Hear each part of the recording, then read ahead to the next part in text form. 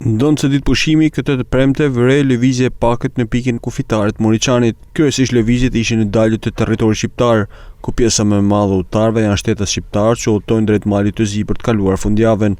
Sipas autoriteteve kufitare në Moriçan, gjatë 24 orëve të fundit janë regjistruar më shumë hyrje në territorin e Republikës së Shqipërisë. Ky shtim i lëvizjeve lidhet kryesisht me ditët e festave të dhjetorit, periudhë gjatë së cilës shumë emigrantë zgjedhin të kthehen pranë familjeve.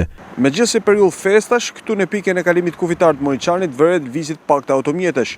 Sipas autoriteteve, gjatë 24 orëve të fundit, nga kjo pikë kanë lëvizur rreth 6700 automjete, ku rreth 5000 prej tyre kanë hyrë në territorin shqiptar. Autoritetet doganore bëjnë të ditur se gjatë 24 orëve të fundit kanë hyrë rreth 5000 shtetas shqiptar dhe të huaj, se të kanë dalë rreth 1700 shtetas, ndërsa me datën 24 dhjetor kanë hyrë dhe dalë 13000 shtetas.